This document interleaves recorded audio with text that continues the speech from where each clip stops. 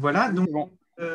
donc le travail que je mène est un travail que je mène en collectif avec plusieurs collègues, hein, Nicolas notamment, d'autres collègues de l'université de Reims, Champagne-Ardenne, et puis également des collègues de ma propre université et un collègue qui était dans mon université, donc l'université de Paris, juste histoire, puisque vous ne devez pas la connaître, cette université, c'est la fusion qui a eu lieu au 1er janvier 2020 de l'université Paris Diderot et de l'université Paris Descartes, donc Paris 5 et Paris 7, et l'Institut physique du globe.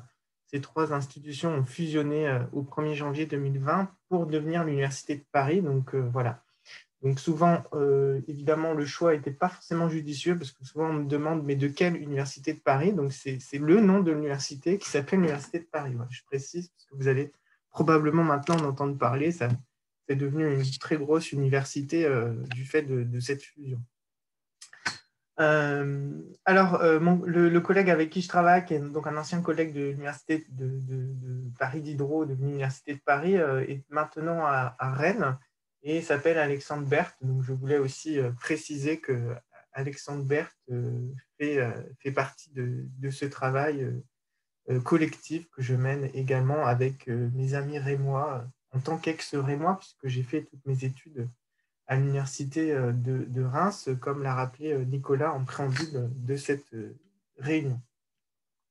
Alors, je vais vous présenter dans un premier temps la problématique, le cadre théorique et la méthode de recherche que j'ai employée. Puis ensuite, je détaillerai les résultats d'une recherche empirique qui a été menée entre 2017 et 2020, juste avant le Covid, en France et notamment en Champagne-Ardenne, du fait de l'insertion du projet dans le projet Bioca, dont vous avez sans doute déjà entendu parler.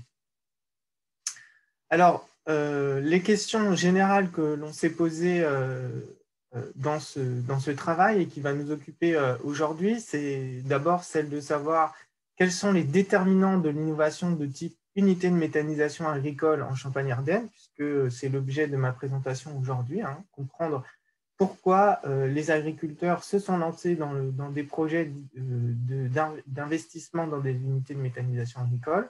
Et puis la deuxième tendance, la deuxième question importante que nous nous sommes posées, c'est celle de la tendance pour le futur de la méthanisation agricole en Champagne-Ardenne, au vu des résultats que nous avons obtenus.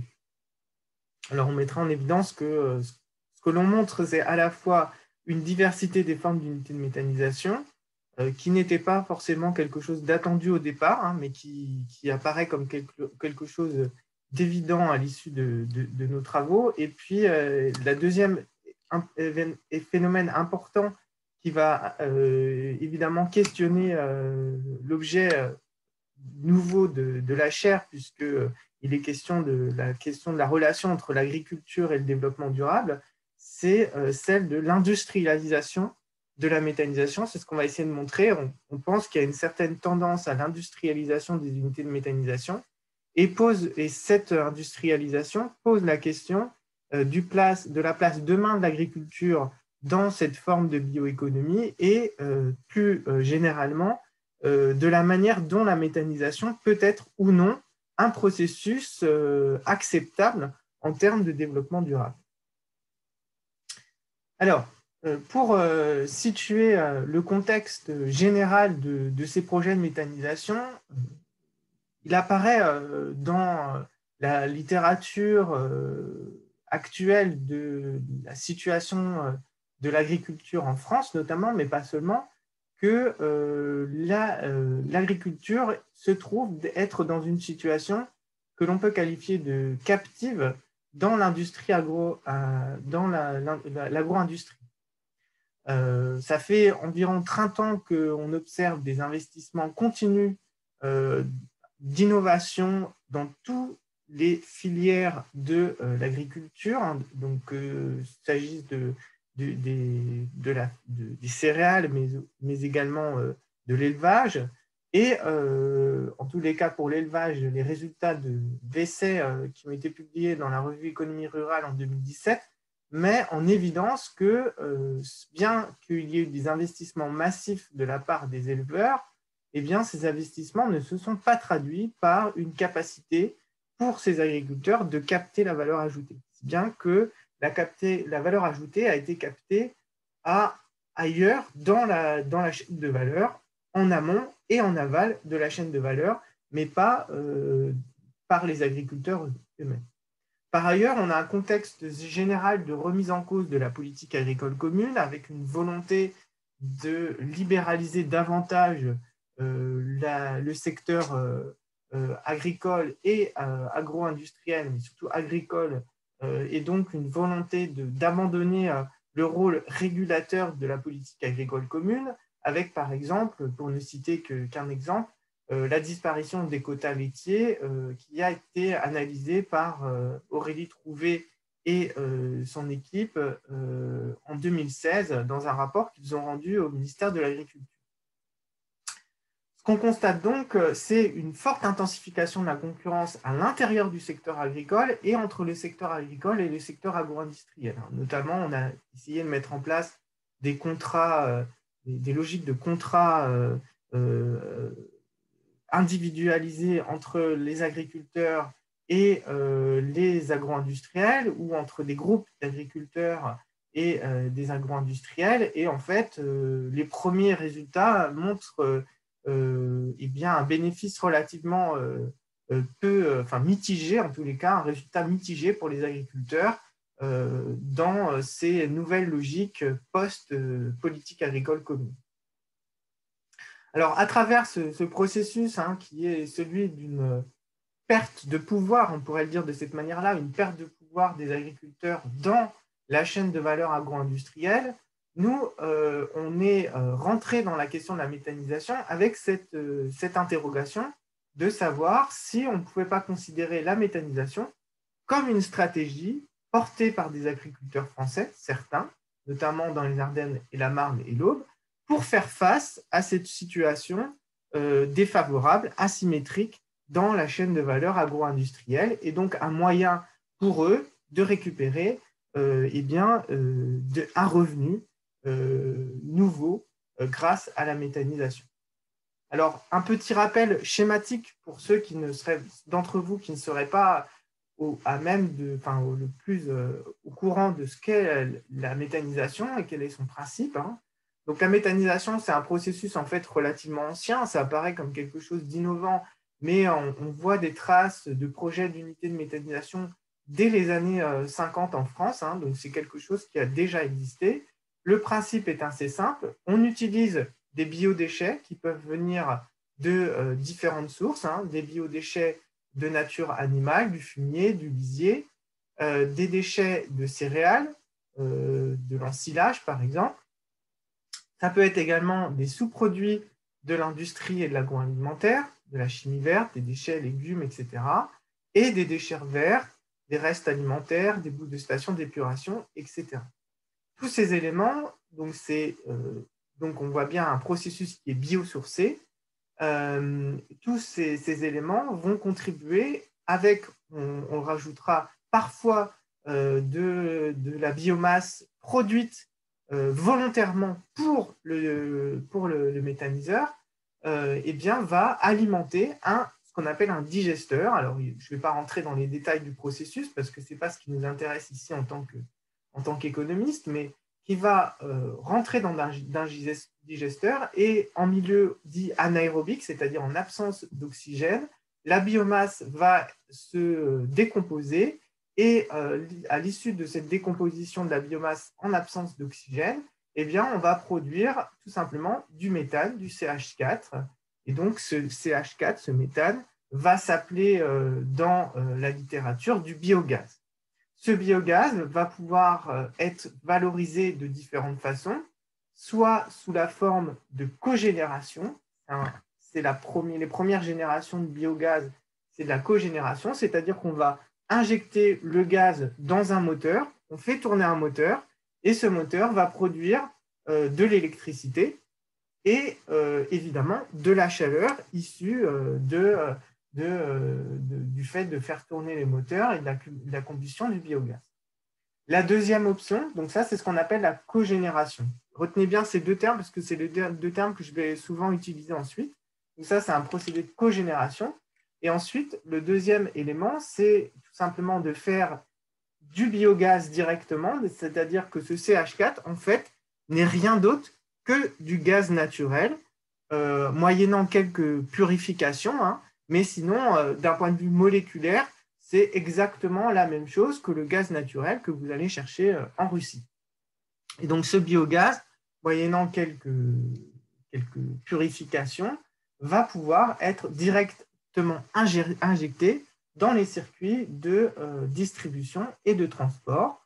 Et donc, ça va être de l'injection, hein, et puis un peu plus rarement, ça peut devenir du biocarburant en étant placé dans des stations de biocarburant, par exemple. Il y en a un exemple de projet, notamment dans les Ardennes, suite à la production de la 304, si je me souviens bien, celle qui part vers Charleroi. Et enfin, à l'issue de ce processus, on va être également capable de produire, résulte du processus de digestion, hein, de la biomasse, un coproduit qui peut être et qui va être juridiquement considéré comme un déchet que l'on appelle un digestat, donc qui est une espèce de boue qui sort du digesteur une fois la décomposition opérée, hein, qui est donc le reste de la biomasse qui n'a pas pu être transformée en CH4. Et ce digestat a de fortes propriétés en matière de fertilisant. Donc, c'est un fertilisant naturel et donc il va pouvoir être épandu au même titre que l'était avant le fumier ou le lisier, avec un énorme avantage par rapport au fumier et lisier, c'est qu'il est beaucoup moins odorant et avec un meilleur pouvoir en termes de fertilisation des sols.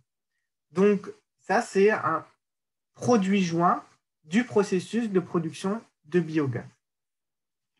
Alors, maintenant que j'ai présenté le procédé technique, hein, je voudrais revenir sur les questions de chaînes de valeur qui ont été introduites au tout début et que je vais prendre le temps de définir ensuite. Hein, mais pour l'instant, je considère que même si vous n'avez pas une définition précise, tout le monde a déjà entendu parler des chaînes de valeur et voit à peu près de quoi il recourt. Hein. C'est l'idée qu'on a des successions de firmes qui sont situées à différents endroits dans une chaîne et qui jouent un rôle particulier, à un segment particulier de la chaîne, dans un processus de production beaucoup plus large et qui permet d'aboutir à un produit fini qui reste évidemment indéfini. Alors, il nous semble que la spécificité de la méthanisation, hein, que l'on a placée au centre de ce graphique, que vous pourrez retrouver dans le rapport que nous avons publié auprès du ministère de l'Agriculture, c'est que la méthanisation se trouve aujourd'hui située à mi-chemin entre trois chaînes de valeur. La chaîne, bien sûr, agricole et agro-industrielle, hein, celle qui produit de la biomasse, mais naturellement, on dirait normalement pour l'alimentation. Deuxièmement, bien sûr, elle est à mi-chemin avec une autre chaîne de valeur, c'est celle de l'énergie, et notamment celle de la production de biogaz, hein, donc de production d'énergie verte. Et enfin, on l'a vu, puisque ce n'est pas seulement l'agriculture, mais surtout les déchets agricoles qui sont utilisés comme source des unités de méthanisation, hein, comme matière première des unités de méthanisation, la chaîne de valeur des déchets et de la gestion des déchets. Et il nous semble que cette propriété qu'a l'unité de méthanisation d'être située entre ces différentes chaînes de valeur fait que les agriculteurs, que je disais captifs dans une des chaînes de valeur, hein, celle agro-industrielle, celle qui est située ici, hein, qui se trouve donc en situation asymétrique, défavorable, faible pouvoir dans cette chaîne de valeur, vont pouvoir, avec la méthanisation, jouer en quelque sorte sur un positionnement qui serait autre que seulement la chaîne de valeur agro-industrielle, et grâce à ça, vont pouvoir peut-être aller chercher d'autres moyens de se positionner dans d'autres chaînes de valeur et pouvoir, de cette manière, récupérer davantage de valeur ajoutée.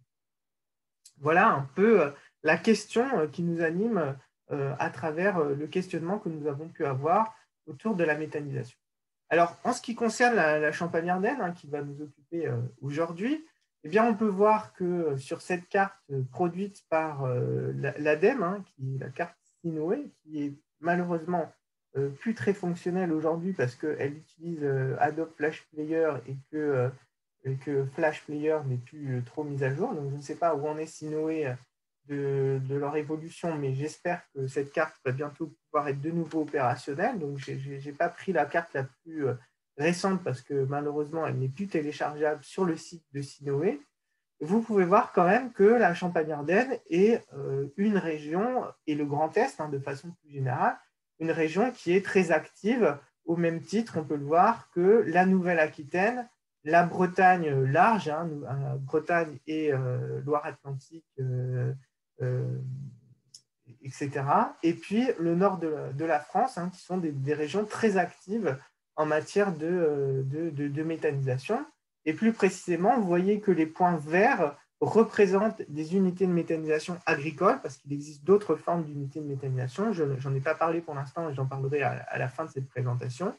Toujours est-il que, eh bien, on voit que la Champagne-Ardenne est très active en termes d'unités de méthanisation agricole, hein, que ce soit bien sûr dans les Ardennes, qui ont été un département pionnier de la méthanisation agricole en France, avec la première unité de méthanisation qui a été créée en France en 2004-2005, était dans les Ardennes.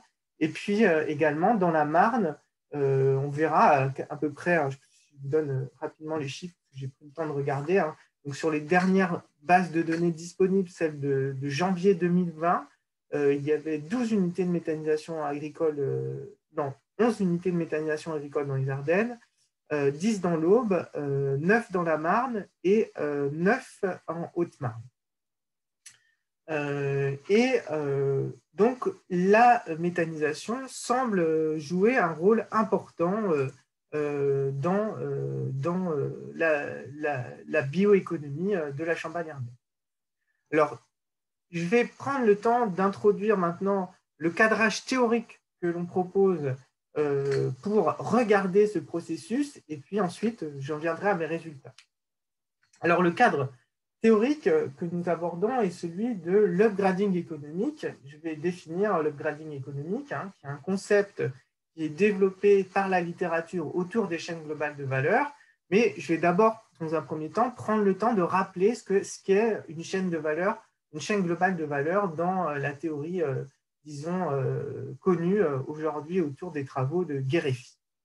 Donc la chaîne globale de valeur, par définition, c'est une décomposition du processus de production pour identifier principalement le mode d'organisation et de gouvernance de la production et les principaux lieux de captation de la valeur ajoutée dans un processus de production.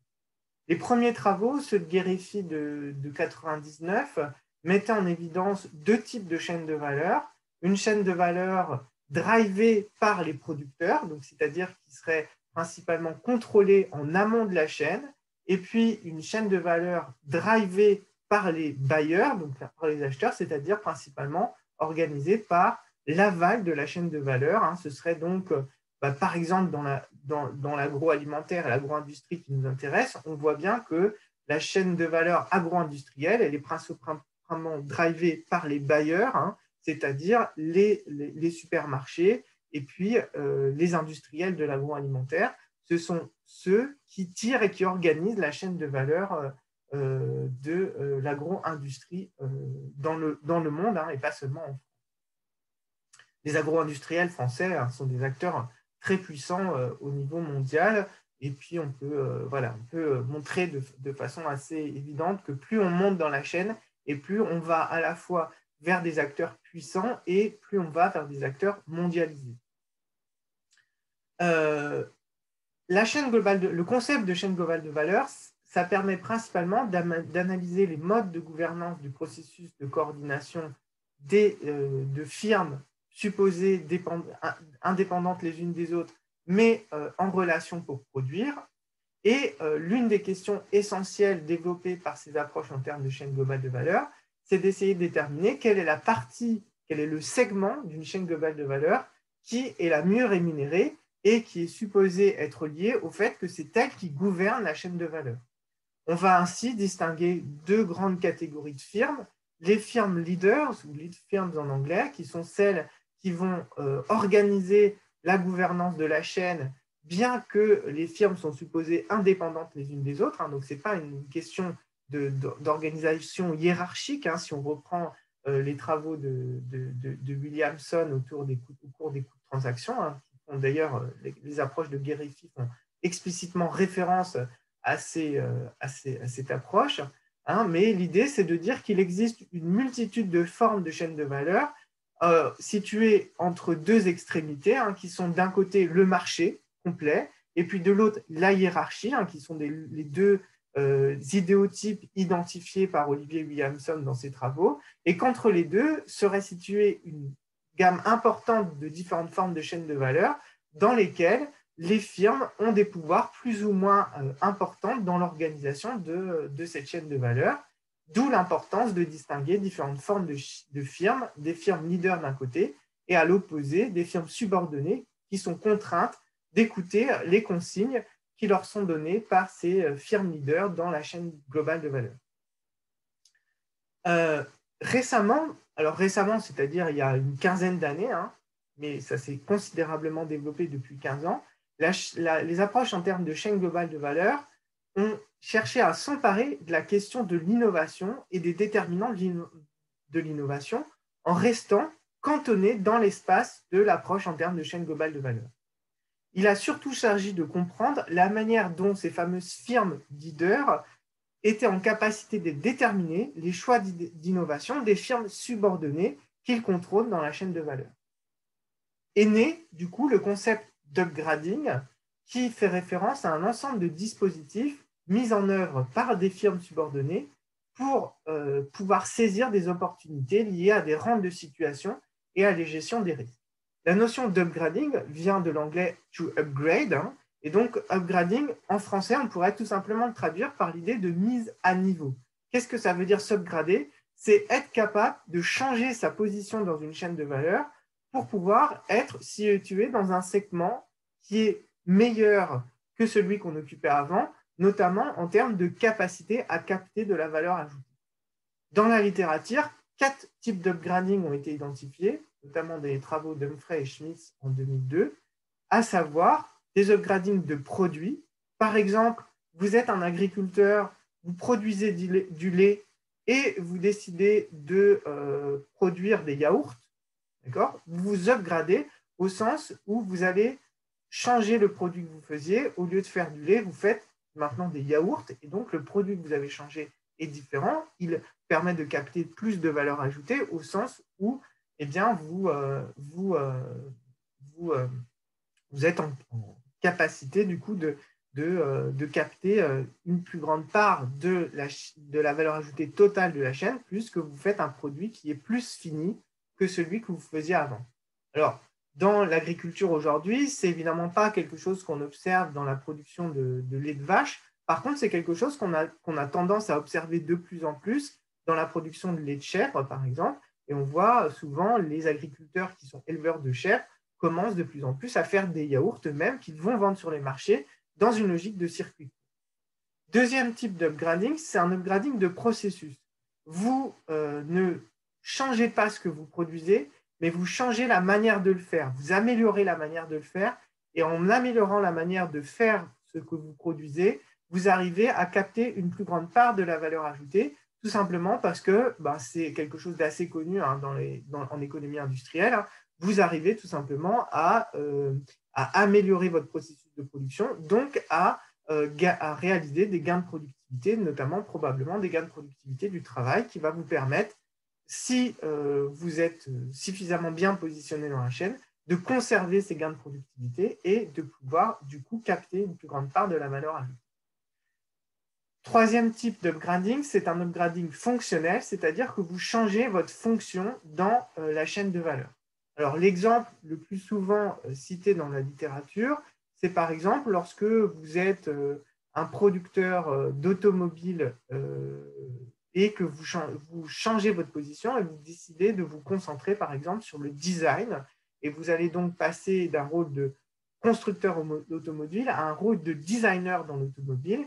Et en fait, vous montez dans la chaîne et vous réalisez de cette manière une capacité à capter une plus grande part de la valeur ajoutée, parce qu'on sait que plus dans cette chaîne, par exemple, de l'automobile, plus vous allez être situé en aval de la chaîne et plus vous allez capter de la valeur ajoutée, parce que c'est principalement aujourd'hui les entreprises qui font le design automobile qui récupèrent la plus grande part de la vente des automobiles.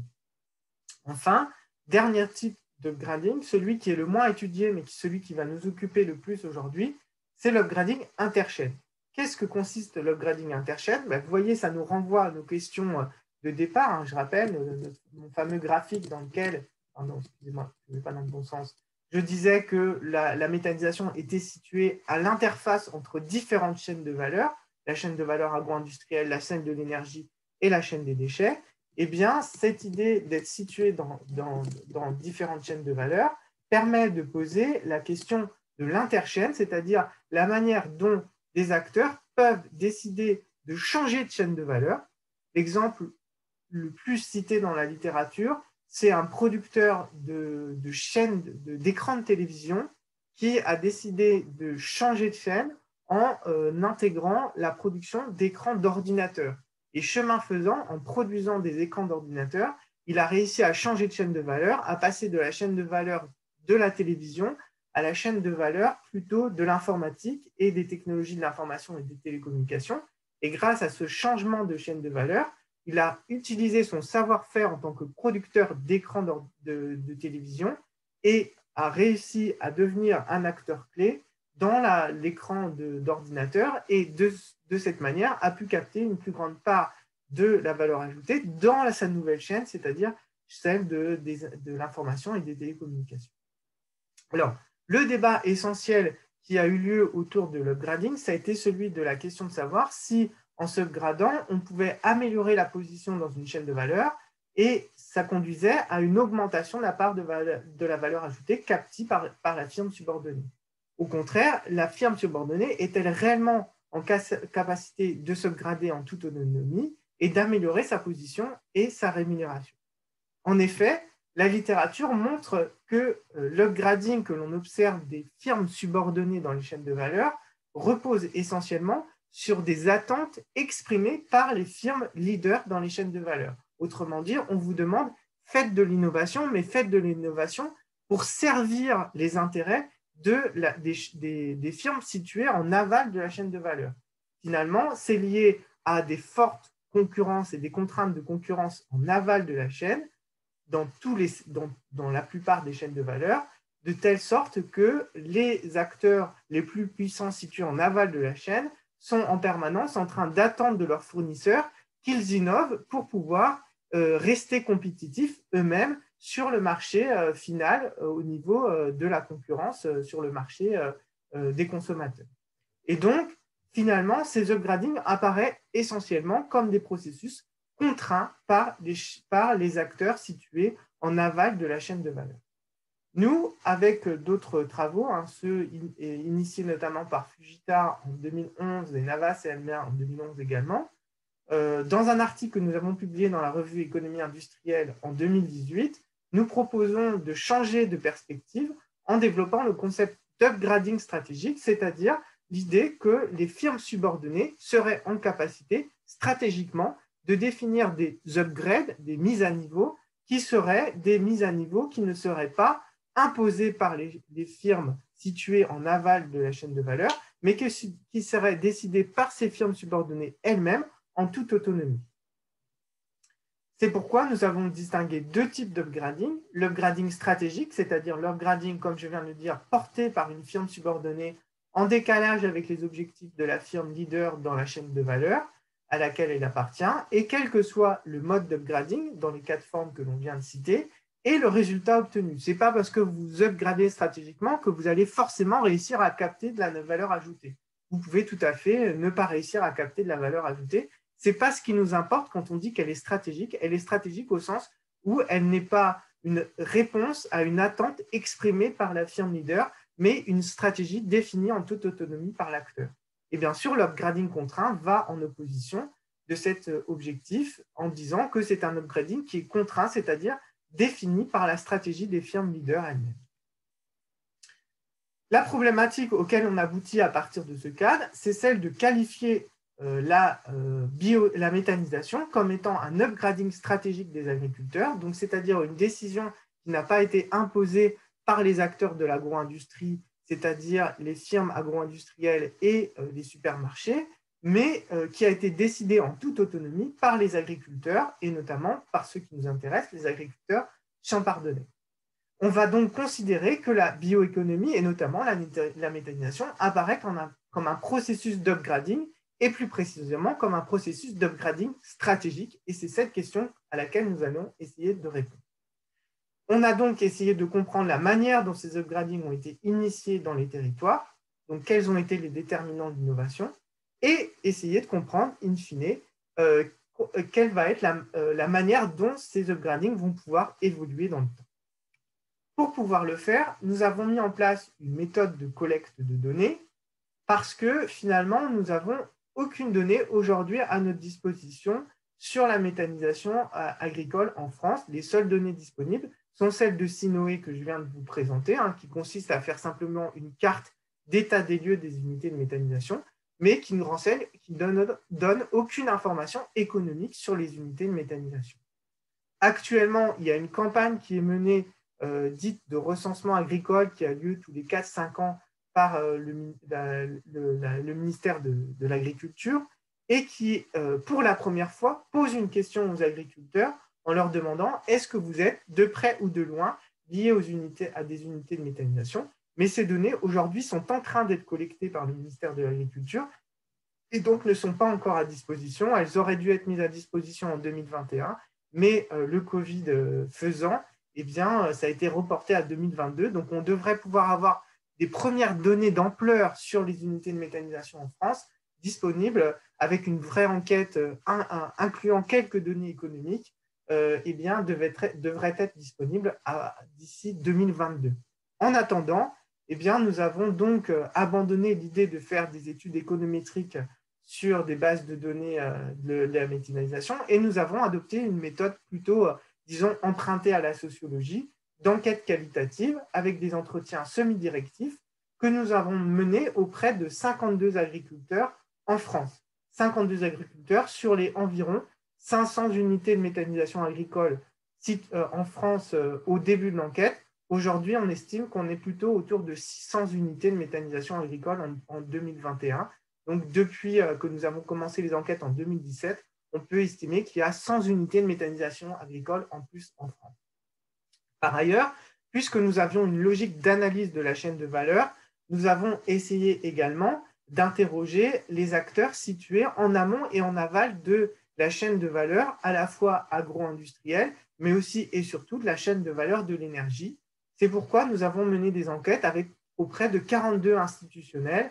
Ça va de GRDF à des coopératives agricoles, en passant par l'ADEME, les régions, etc.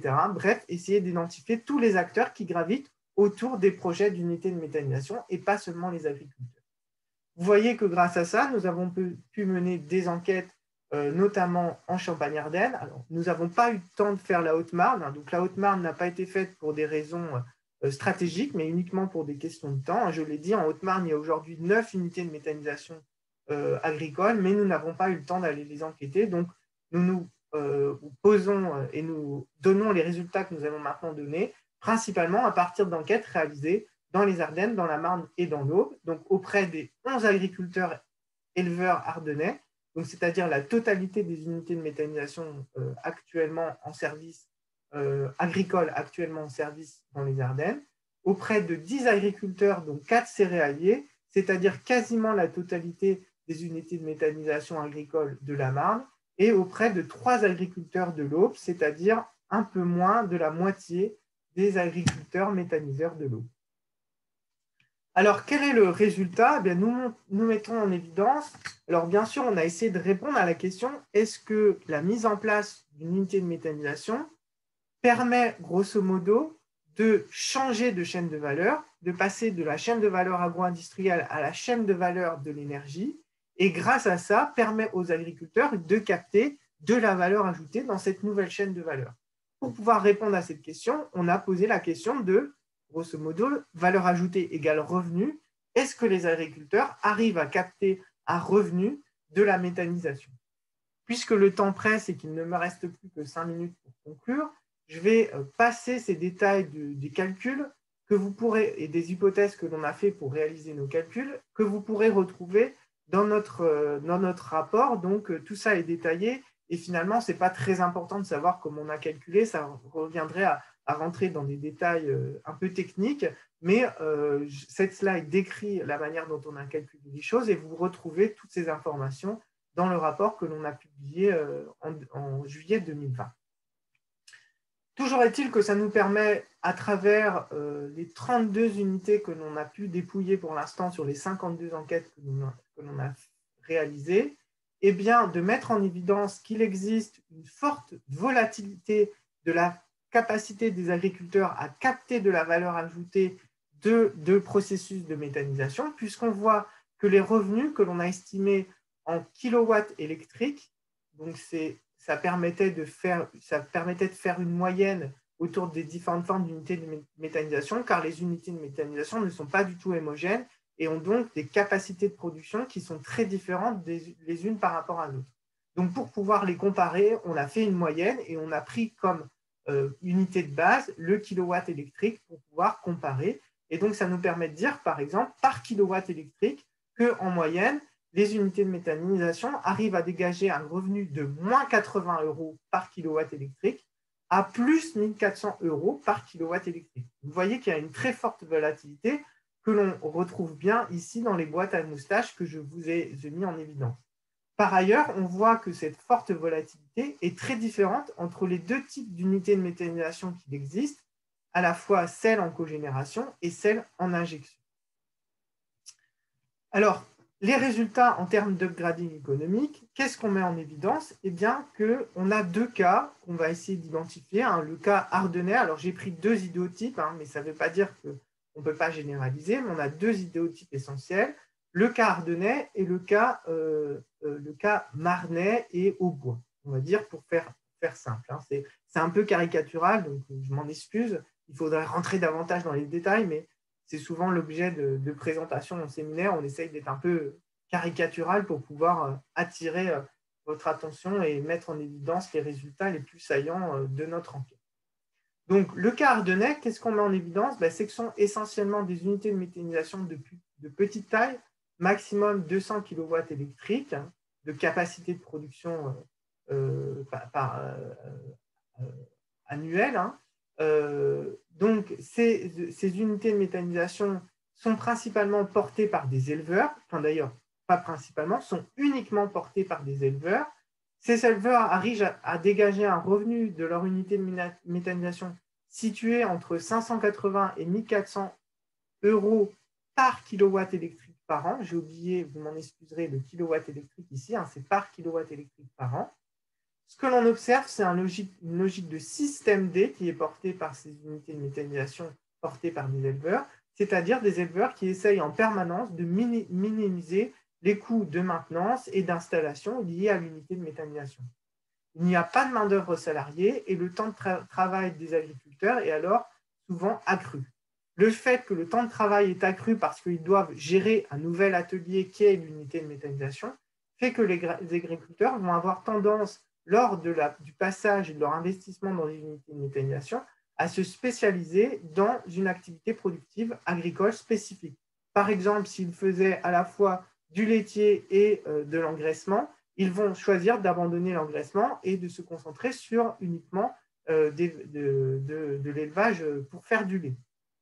Par exemple, comme type de spécialisation que l'on a observé, et le temps qu'ils dégagent à la spécialisation productive agricole leur permet de gérer leur unité de méthanisation.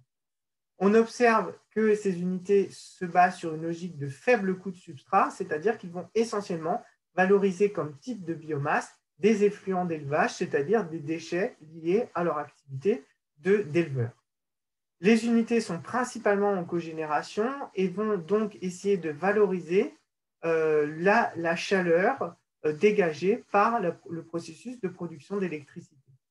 Par ailleurs, leur innovation a été souvent portée grâce à l'existence d'institutions telles qu'une association portée par les développements durables qui s'appelle ALE 08, qui a été malheureusement dissoute en 2018, mais je crois qu'elle a été recréée entre-temps ou qu'elle existe d'une manière ou d'une autre aujourd'hui. Et cette association, je n'ai pas le temps de détailler, mais grosso modo, est une association dont l'objectif essentiel est de porter le développement durable dans les Ardennes et qui, pour ça, accompagne les entreprises dans leur transition vers le développement durable. Et cette association a porté la transition vers la méthanisation pour des agriculteurs éleveurs ardennais.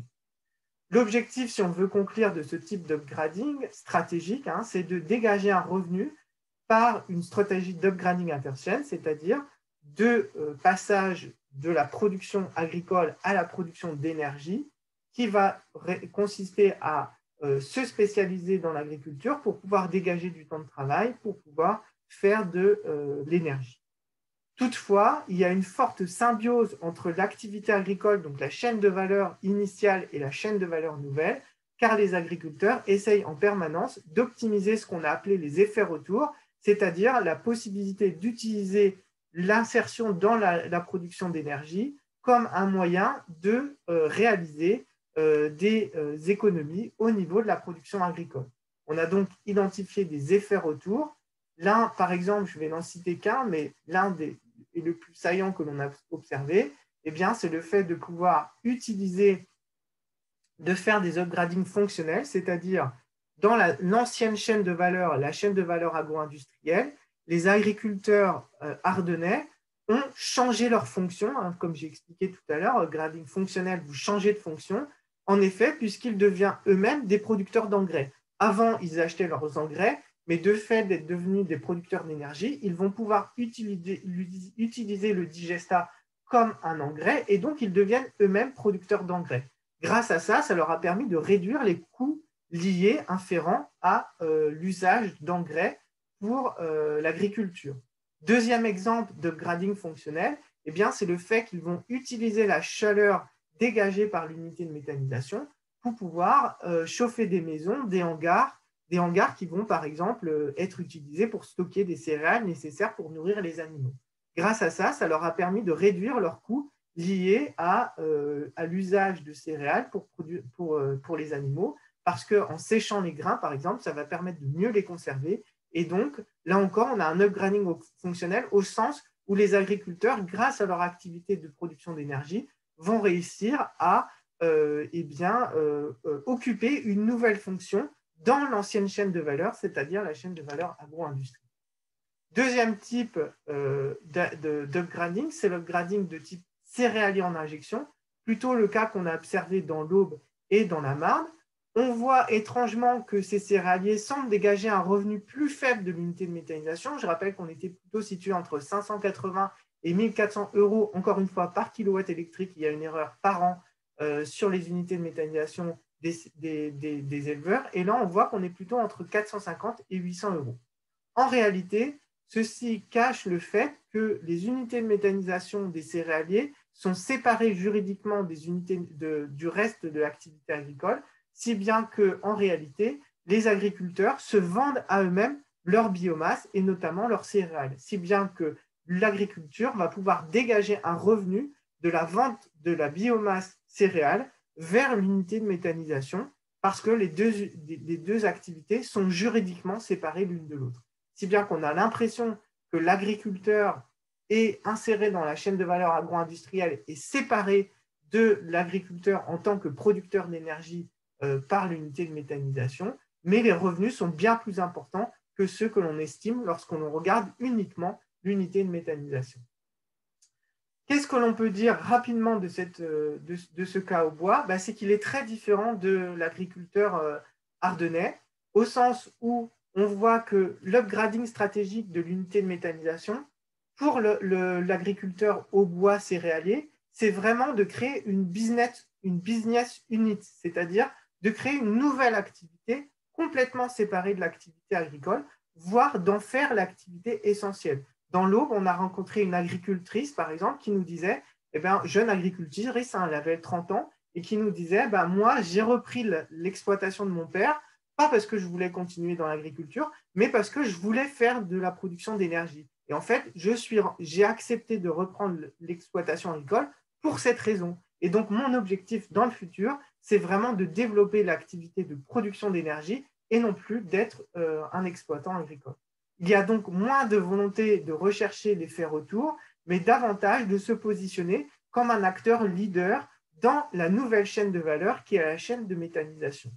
La conséquence, c'est que, par exemple, ils développent des véritables stratégies pour développer la taille de leur unité de méthanisation. Par exemple, dans les Hauts-Bois, on a rencontré des agriculteurs qui disaient développer des nouvelles chaînes de traitement des déchets de cantine de la région parisienne afin de pouvoir utiliser ces déchets de cantine comme ressources à valoriser dans leur unité de méthanisation.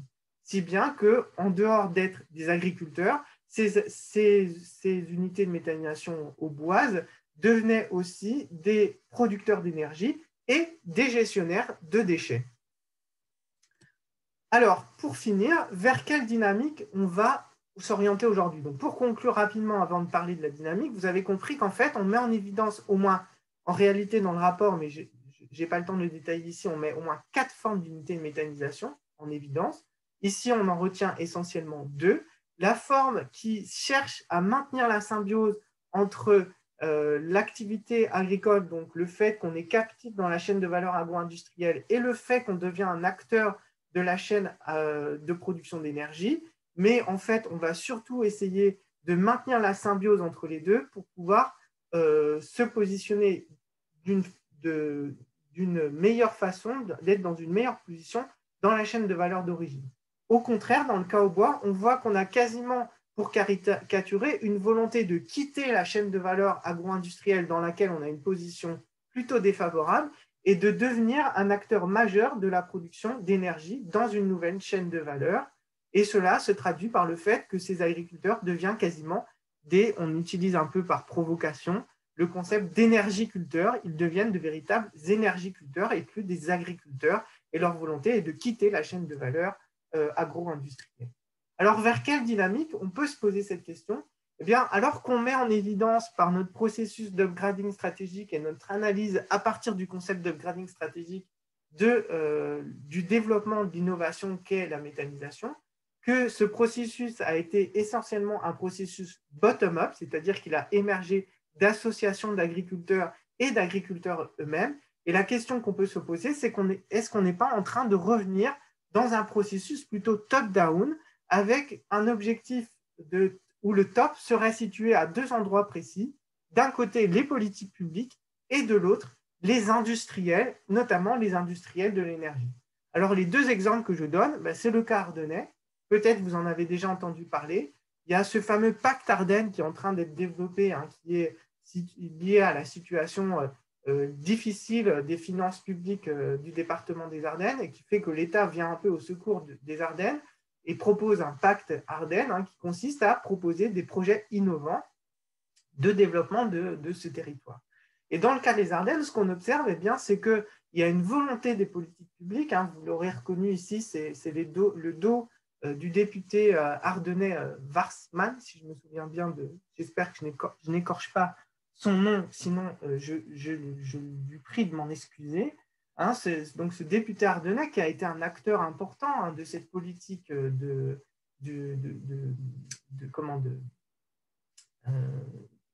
Nicolas, je m'excuse, je suis un peu en retard, j'ai 10 minutes de retard déjà, mais j'ai presque fini. Pas de problème, vas-y.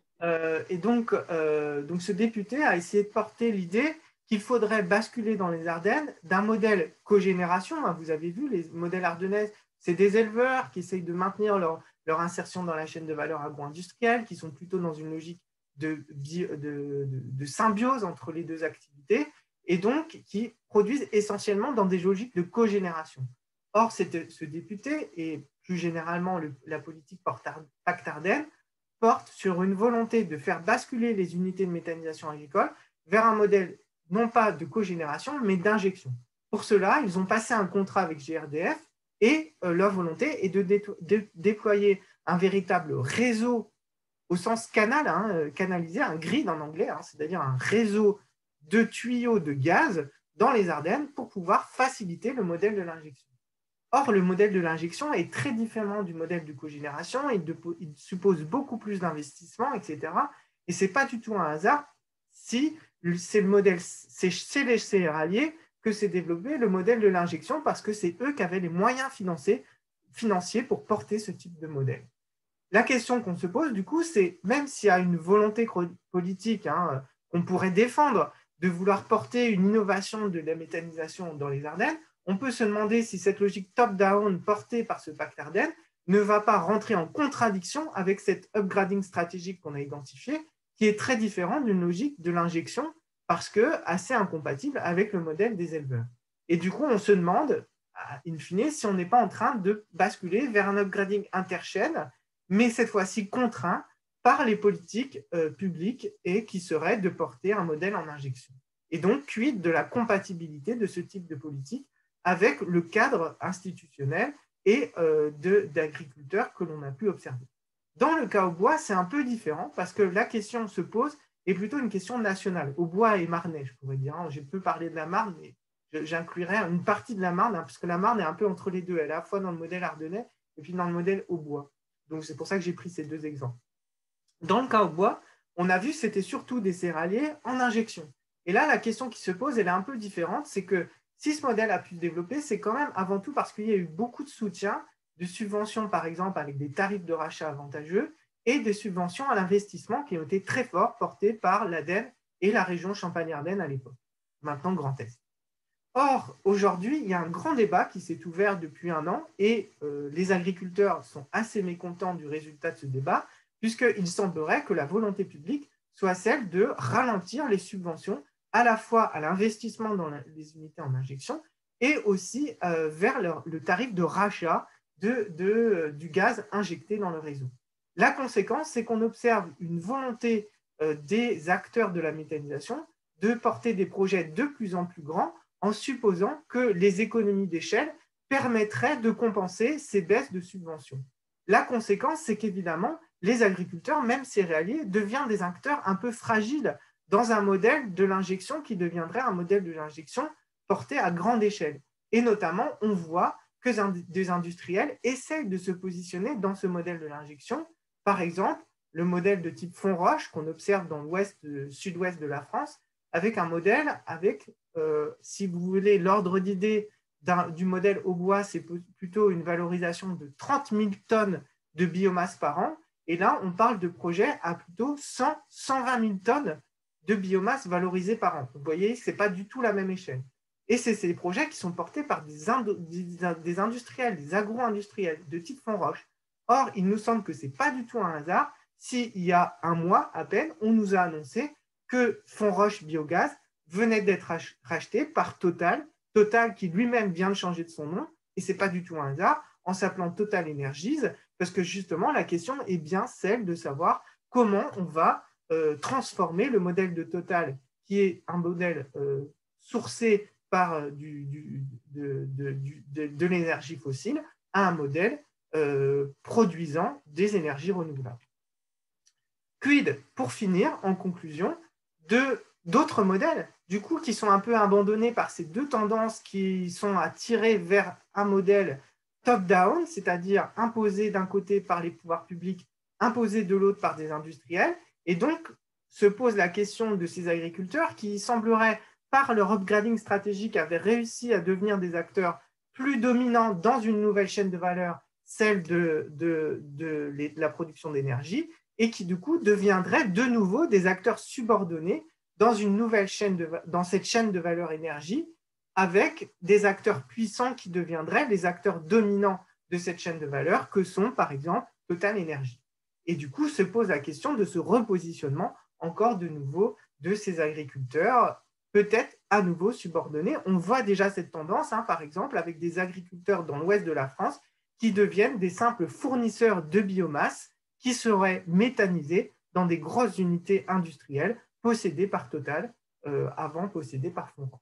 Alors, quid du coup de la question d'autres alternatives, notamment la microméthanisation avec des innovations frugales. On a quelques acteurs de la microméthanisation qui essayent de se positionner en disant on n'est plus subventionné, alors il va falloir plutôt considérer des unités de méthanisation avec des tailles plus petites et qui impliquent des coûts d'investissement beaucoup plus faibles. Et donc, pourquoi pas une logique plutôt d'innovation frugale, et aussi pose la question des développements associant la problématique, et là je pense que c'est au cœur de la problématique de la chaire, de l'articulation entre cet upgrading économique et l'articulation de l'upgrading environnemental.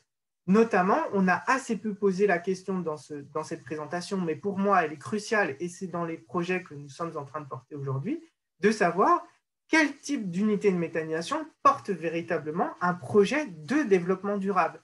Parce que est-ce que le modèle industriel à 100 000 tonnes est-il véritablement un modèle qui s'inscrit dans une logique de développement durable? Et ça nous permet, par exemple, de poser la question de ce fameux digestat agricole.